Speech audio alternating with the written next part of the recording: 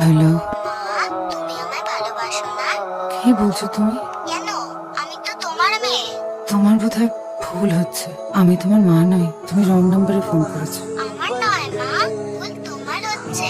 তোমরা আমায় কেন মেরে ফেলতে চাইছো? কি বলছো কি? মা, আমাকে বাঁচাও, ওরা আমাকে মেরে ফেলতে চায়। ওরা কারা? কাদের কথা বলছো? কাকু, ঠাম্মা, এই বাড়ির সবাই আমাকে মারতে চায়। আমি তোমার কথা কিছু বুঝতে পারছি না। কি বলছো তুমি?